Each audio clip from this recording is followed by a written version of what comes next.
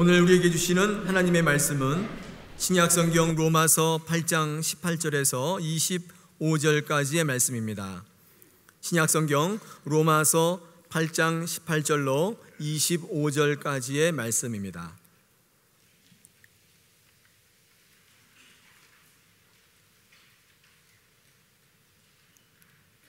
자, 이제 하나님의 말씀을 봉독하겠습니다. 생각하건대 현재의 고난은 장차 우리에게 나타날 영광과 비교할 수 없도다. 피조물이 고대하는 바는 하나님의 아들들이 나타나는 것이니 피조물이 허무한 데 굴복하는 것은 자기 뜻이 아니요 오직 굴복하게 하시는 이로 말미암음이라. 그 바라는 것은 피조물도 썩어짐의 종노릇한 데서 해방되어 하나님의 자녀들의 영광의 자유에 이르는 것이니라. 피조물이 다 이제까지 함께 탄식하며 함께 고통을 겪고 있는 것을 우리가 아느니라. 그뿐 아니라 또한 우리 곧 성령의 처음 익은 열매를 받은 우리까지도 속으로 단식하여 양자될 것 곧 우리 몸의 속량을 기다리느니라. 우리가 소망으로 구원을 얻었음에 보이는 소망이 아니니 보는 것을 누가 바라리요. 만일 우리가 보지 못하는 것을 바라면 참음으로 기다릴지니라. 아멘. 할렐루야. 네. 요즘 날씨가 참 맑죠? 하늘 한번 올려다 보시면 높고 아주 파란 하늘을 볼 수가 있으며 또 때때로 아주 예쁜 구름들이 뭉게뭉게 피어 있는 것을 볼 수가 있습니다. 60이 넘은 한 권사님께서 5살 난 손자를 데리고 이 좋은 날씨에 나들이를 가셨답니다. 손을 잡고 이렇게 아장아장 걷다가 이 5살 된 손자가 하늘을 한번 쳐다보더니 할머니, 저 하늘 좀 봐봐. 내 평생 본 하늘 중에 제일 아름다워. 네, 아이들이 사용하는 말 중에 간혹 이렇게 재미있는 말이 있습니다. 네, 5년 동안 평생 산 친구가 60이 넘은 할머니에게 내 평생, 그러니까 재밌습니다. 아이들이 이렇게 종종 하는 말 가운데 이 말과 상황이 조금 맞지 않아서 재미를 자아내는 그런 경우가 있습니다. 어떤 교회에서 아동부 성가 합창제를 했었답니다. 이제 순서대로 성가대가 나와서 찬양을 하는데 7살짜리 유치부 성가대가 나와서 찬양을 하는데 그 첫 마디가 나 행한 것 죄뿐이니 이렇게 시작을 하더랍니다. 7년 동안 살면서 행한 죄가 있다면 그보다 더 많이 살아온 저는 뭡니까 도대체? 그렇습니다. 우리 모두는 다 죄인입니다. 우리가 함께 읽은 로마서만큼 이 세상에서 우리의 죄된 본성을 적나라하게 드러내고 또 우리가 씨름하는 이 죄의 문제에 관하여 분명한 해답을 선포하고 제시하는 말씀은 없는 것 같습니다. 사도 바울은 인간의 3가지 딜레마를, 즉 이것과 저것 사이에서 갈등하는 우리의 문제를 다루고 있습니다. 먼저 첫 번째는 로마서 7장에 있었습니다. 사도 바울은 율법을 중요시하게 여기지만 정작 예수를 믿지 않는 로마인들에게 말합니다. 그리고 예수를 전혀 믿으려고 하지 않은 사람들에게 이렇게 말합니다. 율법을 알고 있지만 여전히 죄를 지으며 사는 연약한 모습들 아닙니까? 말씀을 알면서도 지키지 못하고 내 속에 있는 죄의 세력과 육신의 정욕이 계속해서 최선을 다하려는 당신의 선한 의도를 좌절시키고 있다면 분명히 여러분들에게는 뭔가 다른 도움이 필요합니다. 우리는 뜻을 품을 수 있으나 그 뜻을 행동으로 옮길 수 있는 능력이 부족합니다. 우리는 선을 행하기로 결심하지만 실제로는 선을 행하지 못합니다. 악을 행하지 않기로 결심하지만 결국에는 악을 저지르고 말지요. 우리는 결심하지만 결심만 하지 행동으로 이어지지 않습니다. 우리는 매번 번번이 실패하고 맙니다.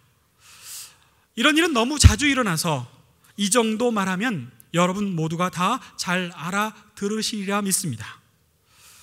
우리가 할 수 있는 일은 모두 다 해보았지만 결국 아무 소용이 없을 때 우리가 던져야 할 질문은 무엇일까요? 이런 나를 위해 무엇인가 도와줄 수 있는 이 누구 없습니까? 정말 우리가 해야 할 기도는 이런 겁니다. 하나님 말씀대로 살기 원하지만 정말 어렵습니다. 번번이 실패합니다. 주님, 제발 도와주십시오. 감사하게도 우리 주님께서 우리에게 답을 주셨습니다. 간혹 차 지나가는 차량에 써붙여 있는 글귀가 눈에 띄곤 하는데 이런 글귀를 본 적이 있습니다. Jesus is the answer. 우리 예수님께서 해답이시다.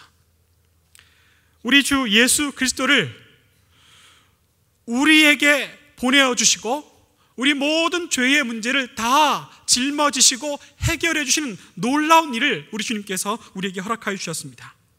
마음과 생각으로는 하나님을 섬기고 싶었지만 죄의 세력에 이끌려 전혀 엉뚱한 일을 하는 우리의 모순된 삶 속에 들어오셔서 그 모든 것을 바로 세우시는 일을 우리 예수님께서 행하여 주셨습니다. 우리에게 일어난 놀라운 일이 있습니다. 그리스도께서 죽으실 때 그분은 죄와 사망에 얽매여 사는 우리의 삶 전체를 끌어내시고 무덤으로 함께 가져가셨습니다.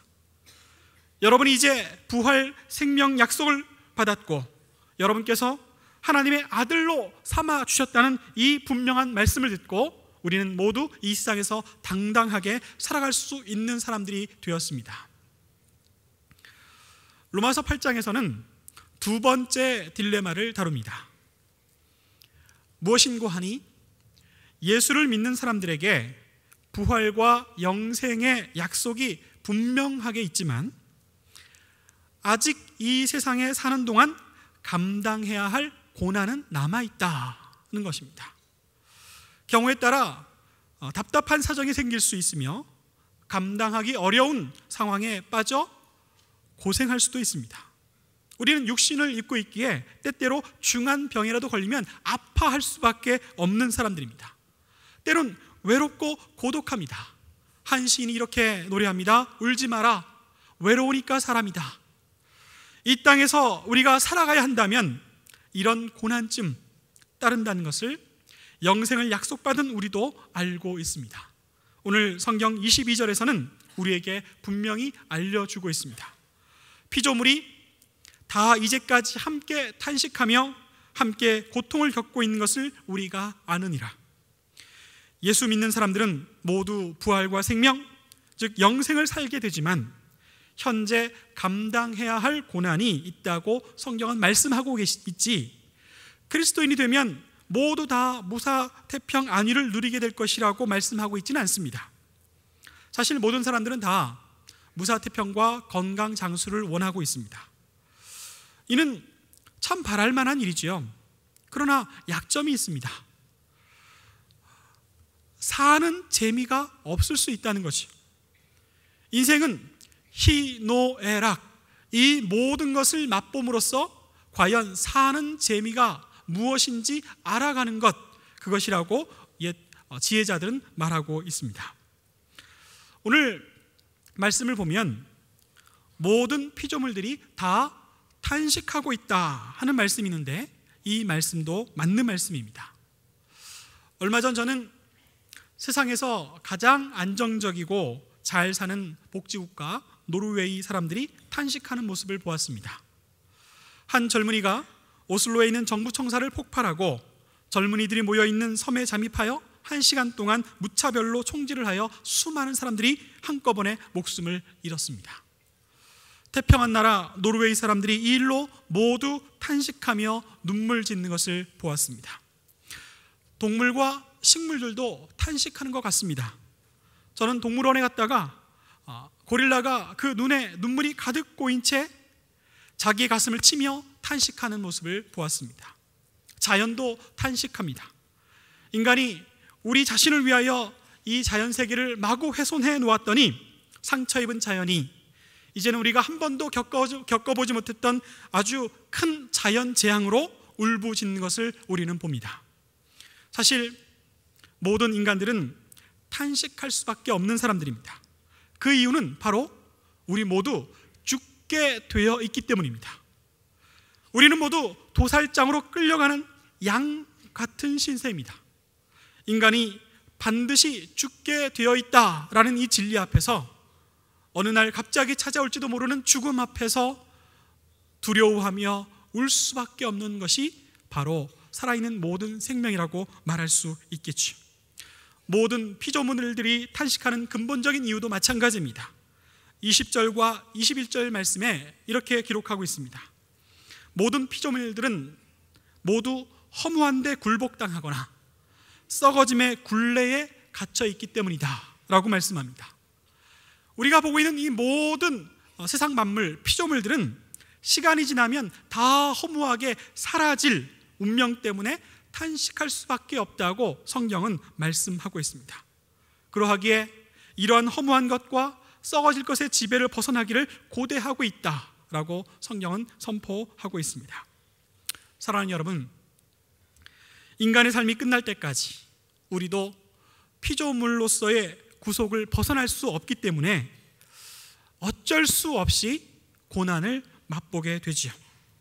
저는 목사로 일하면서 정말 여러 가지 어려움과 고난을 겪는 이들을 종종 만나게 됩니다. 이야기를 들어보면 정말 감당하기 벅찰 만큼 큰 어려움이요 또 고난이요 난관인 것을 알게 됐지요. 젊은 남녀가 결혼해서 신혼을 달콤하게 보내고 있는데 느닷없이 아내가 위암 판정을 받고 치료를 받아야 한다는 소식을 듣게 되었습니다. 얼마나 답답하고 괴로울까요? 어떤 분은 이런 답답한 마음을 하소연했습니다. 경영하고 있는 회사가 요즘 좀 어려운데 그동안 오랫동안 거래했던 거래처 회사가 부도가 나는 바람에 그 회사로부터 받아야 할 수억의 돈을 떼이게 생겼다는, 정말 어쩔 줄 몰라 하는 모습을 보게 되었습니다. 얼마 전에 방영된 다큐멘터리가 있습니다. 거리에서 풀빵을 구워 팔던 엄마가 암에 걸려서 치료했는데 그만 그 암이 재발됐다는 겁니다. 다시 항암 치료를 받고 있긴 하지만 전혀 가망이 없어 보입니다. 제가 제일 가슴 아프게 본 장면이 있습니다. 풀빵 엄마는 마지막까지 두 아이의 기둥이 되기 위해 열심히 밤마다 풀빵을 만들어 파는 일을 중단하려 하지 않았습니다. 또 아이들은 기특하게 아파 병든 엄마를 기쁘게 해주려고 그 가운데 진주라는 아이가 받아쓰기 시험에서 100점을 맞았습니다. 시험지를 들고 자랑스럽게 엄마에게 보여주려고 달려갔지만 바로 그 직전에 엄마는 숨을 거두고 말았습니다. 목사인 제게 오랜 기도 제목이 하나 있습니다. 그것은 교인들이 찾아와 자신들의 어려움과 고난을 이야기할 때 제가 그들의 마음을 충분히 전적으로 공감하며 들을 수 있는 능력을 갖게 해달라고 기도합니다. 조금 더 욕심을 내서 기도하는 것은 그들이 아파하며 눈물 흘리며 기도할 때, 이야기할 때 저도 함께 아파하고 함께 눈물을 흘릴 수 있는 목사가 될 수 있게 해달라고 기도하고 있습니다. 그러면 좀 더 쓸모있는 목회자, 좀 더 위로가 되는 목회자가 될 수 있으리라고 생각하고 있기 때문입니다. 바울은 오늘 그리스도인들도 현재 고난을 당하는 것이 마땅하다, 그렇다 하는 것을 인정합니다. 아니, 사실 바울은 그 자신이 누구보다도 더 큰 고난, 또 더 큰 어려움을 가장 진하게 맛보고 있는 사람이었습니다. 그런 바울의 입술을 통해서 우리 주님께서 주시는 위로의 말씀이 있으니 바로 18절 말씀입니다. 현재의 고난은 장차 우리에게 나타날 영광과 좋게 비교할 수 없도다. 현재 고난과 장차 나타날 영광과는 서로 비교조차 할 수도 없다는 겁니다. 만약에 비교하자면 현재의 고난은 장차 나타날 영광 비교하자면 아무것도 아니라는 것이죠. 우리는 이 말씀을 듣고 단박에 이해할 수 있습니다만은 제가 좀 더 돕기 위해서 몇 가지 이야기를 더 들려드리겠습니다. 이제 막 군대에 입대한 김이병이 있습니다. 죽을 맛입니다. 집안에서 곱게 자라서 힘든 경험이라고는 별로 없었던 그가 훈련소에서 받은 훈련은 정말 너무 힘들었습니다. 그리고 소대에 배치받아 지내는데 자기보다 몇 개월 먼저 온 선임에게 괴롭힘을 당하고 또 층층시야 고참들에게 비인간적인 대우와 또 명령을 받으며 힘든 군 생활을 하고 있습니다. 그런데 다행인 것은 힘들게 군 생활하는 김이병에게는 제대하는 날이 정해져 있다는 겁니다. 제대하는 날 맛보게 될 그 기쁨과 그 위로는 지금 이렇게 어려움을 당하고 또 고초를 당하는 이 순간과 비교할 수 없다는 거죠. 제대하는 날 다 잊어먹는다는 거예요. 그리고 시간이 더 지나서 나중에 군대에서 있었던 일들을 친구들과 만나면 자랑스럽게 추억으로 이야기할 때가 온다는 겁니다. 세계 제2차 대전 때 연합군이 D-Day라는 것을 정했습니다. Decision Day, 그러니까 결정의 그날이라는 거죠. 그리고 D-Day를 기점으로 전세가 역전되었습니다. 그러나 여러분, D-Day 이후에 전쟁이 바로 끝난 것은 아닙니다. 전쟁은 그보다 훨씬 더 진행되었고 마침내 베를린이 함락당하고 항복을 얻어낸 날 V-Day, 빅토리 데이가 남아 있었습니다. 그때까지는 전투를 계속 했어야만 했지요. 여러분, 예수님께서 우리를 위해 십자가 지시고 부활하신 날이, 우리 죄로부터 해방을 선포하신 날이 D-Day라면 예수님께서 이 세상에 다시 오실 날, 또 우리가 주님 앞에 나아갈 날, 우리가 이 세상을 떠나는 날에 우리 영광 중에 주님을 뵈는 그날은 V-Day라고 할 수 있겠습니다. 구원의 그날에, 영광의 그날을 기대하며 소망하는 사람이 우리인데, 그런 우리들은 현재의 고난, 이런 고난들은 영광의 그날 모조리 다 잊어버릴 만큼 사소한 것이다 라고 성경은 말씀하고 있지요. 사실 우리의 인생은 전쟁과 같습니다. 승리의 그날까지 이러저러한 어려움들을 직접 감당하고 감수하며 나가야 할 그런 전쟁터에 살고 있다고 말할 수 있겠죠. 현재 어려움을 겪고 있는 우리에게 주시는 장차 우리에게 나타날 영광이 비교할 수 없을 만큼 크다는 것으로 오늘 우리에게 우리 주의 성령은 위로해 주시려 하고 있습니다. 우리가 영광의 그날, 승리의 그날을 기다리며 살아가고 있는데, 우리가 기다리다 지치는 순간에도 하나님의 영이 바로 우리 곁에서 우리를 도우신다고 26절 말씀은 그렇게 우리에게 선포하고 있습니다. 우리가 어떻게 또 무엇을 기도해야 할지 몰라도 괜찮습니다. 그분이 우리 안에서 우리를 위해 우리의 기도를 하신다고 성경은 말씀합니다. 할 말을 잃어버린 우리의 탄식, 우리의 아픈 신음소리를 기도로 만들어주신다고 말씀하고 있습니다. 이 말씀은 절대로 빈말이 아닙니다. 이미 주님은 우리 죄를 위하여 대신 채찍에 맞으셨으며 우리를 대속하기 위해 십자가를 지셨으며 고통스럽게 죽임 당하셨습니다. 우리를 위해 죽기까지 하신 예수님께서 우리가 어려움에 처해 울고 있을 때 함께 울어주시겠다고 말씀하십니다. 우리를 위해 죽으시고 다시 사신 예수께서 지금 이 순간에도 하나님 앞에서 우리를 위해 변호하시겠다고 약속해 주셨습니다. 그러니 그 무엇이 우리와 우리를 향하신 하나님 사랑에서 우리를 갈라놓을 수 있겠습니까? 절대 그럴 수 없습니다. 고생도, 난관도, 증오도, 배고픔도, 또한 노숙도, 위험도, 협박도, 심지어 성경에 기록된 여러 가지 죄악들도 우리를 절대로 주님으로부터 갈라놓을 수가 없습니다. 저는 때때로 마음이 무겁고 힘들 때마다 이 찬양을 부르면 성령께서 나의 곁에 가까이 계셔서 내 마음을 위로해 주시고 또 나에게 힘을 북돋아 주시는 것을 느낄 때가 있습니다. 마음이 지쳐서 기도할 수 없고 눈물이 빗물처럼 흘러내릴 때 주님은 아시네. 당신의 약함을 사랑으로 돌봐주시네. 함께 하겠습니다. 누군가 널 위하여 누군가 기도하네. 내가 홀로 외로워서 마음이 무너질 때 누군가 널 위해 기도하네.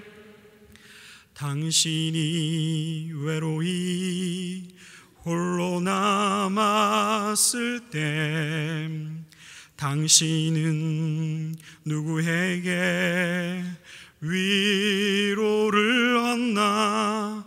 주님은 하시네. 당신의 약함을 사랑으로 돌봐주시네.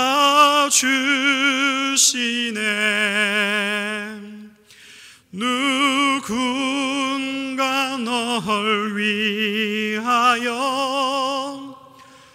누군가 기도하네. 내가 홀로 외로워서 마음이 무너질 때 누군가 널 위해 기도하네. 누군가 널 위해 기도하네.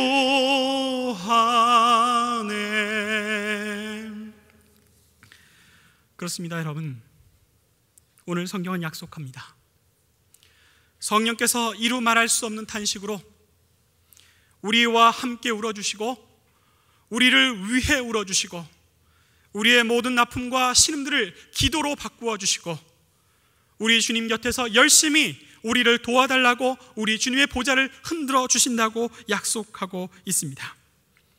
우리는 그런 주님을 의지하고 있기에 마침내 이 치명적인 딜레마가 해결되는 것을 볼 수가 있습니다. 우리를 위해 오신 예수 그리스도를 마음속 깊은 곳에 모시고 사는 사람들은 늘 먹구름이 우리 하늘 가득히 빽빽히 둘러치고 있어서 어두운 시간을 보낸다 할지라도 우리 주 성령의 새바람이 불어와서 이 모든 먹구름을 모조리 거두어 주실 것을 믿기에 주님을 의지하고 주님과 함께 동행하며 살 수 있습니다. 주님께서 우리에게 주신 이 부활의 생명, 이 부활의 기쁨, 이 영생의 삶은 결코 가벼이 볼 수 있는 것이 아닙니다. 이 기대 넘치는 삶은 항상 우리는 하나님께서 어떤 분이시고 우리가 누구인지를, 곧 그분은 우리의 아버지이시며 우리는 그분의 자녀라는 것을 알게 해줍니다. 그러므로 여러분, 지금 여러분이 또 우리가 그분과 더불어 힘든 때를 보내고 있다면 로마서 8장 18절 말씀처럼 우리는 분명 그분과 영광의 날, 더 좋은 때를 맞게 될 것이라는 것을 마음속 깊은 곳에 새겨두시기를 원합니다. 이제 마지막 문제가 하나 남아 있습니다. 바로 인내하며 세상에서 그리스도와 함께 고난을 감당하라 하시는 말씀입니다. 그런데 그냥 인내하라고 말씀하시는 것이 아니라 고통을 기쁨으로 바꾸어 주시는 방법을 우리에게 가르쳐 주고 있습니다. 첫째는 이미 말씀드린 대로 우리의 울음과 신음소리를 기도로 바꾸어 주신다고 말씀하셨습니다. 기도할 수 없는 마음에도, 기도할 수 없는 입술로도 우리 주님께서 움직여 주셔서 기도할 수 있게 도우시는 성령님의 역사가 우리를 이 일상에서 승리의 그날까지 이르도록 이끌어 주시겠다고 말씀하고 있습니다. 다음으로 우리가 모일 때마다 찬양하는 것입니다. 찬양 중에 임하시는 하나님께서 우리의 슬픔을 기쁨으로 바꾸어 주시고 우리가 가득 짊어진 이 일상 모든 괴로움과 근심과 때를 말끔히 바꾸어 주셔서 아름다운 화관으로 바꾸어 주시겠다고 약속하셨습니다. 저는 영락교회에서 신앙생활한 기쁨이 있습니다. 일주일 동안 살면서 이러저러한 스트레스와 또 피곤함으로 이 예배당에 앉아 있지만 우리 갈보리 찬양대의 찬양으로 그 모든 것을 다 말끔히 씻어주시는 그런 은혜를 체험합니다. 우리 주님께서 우리를 찬양 가운데 임하게 하실 때, 우리 주님을 힘껏 찬양할 때, 찬양하는 그 순간에 우리 속에 있었던 모든 불안과 근심과 걱정과 염려는 모조리 다 사라지고 이 속에 기쁨이 가득하며 즐거움이 가득한 충만한 느낌과 행복감을 맛보게 해주실 때가 있습니다. 우리는 그 은혜를 의지하게 됩니다. 또 매주 우리 주님께서는 우리에게 응원하시는 말씀, 우리가 붙잡을 말씀을 주십니다. 이렇게 우리 주님께서 도우시고 또 즐거움을 주시고 이길 방법을 주시면서 우리에게 인내하라고 말씀하시니 우리는 복 있는 사람입니다. 여러분, 예전에는 서울에서 부산까지 갈 때 기차로 6시간 걸렸습니다.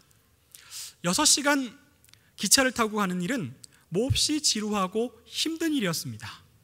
그런데 6시간 동안 서울에서 부산까지 즐겁고 기쁘고 또 행복하게 가는 방법, 유일한 방법이 하나 있었어요. 그것은 바로 사랑하는 이와 함께 가는 겁니다. 우리가 전쟁 같은 이 인생길을 걸어가고 있지만 승리의 그날을 주실 우리 주님 바라보며 우리 주님과 함께 또 사랑하는 가족과 함께 우리 주님 주시는 은혜와 기쁨으로 충만하여 살아갈 동안 우리에게 오직 승리만이 있을 줄 믿습니다. 함께 기도하시겠습니다.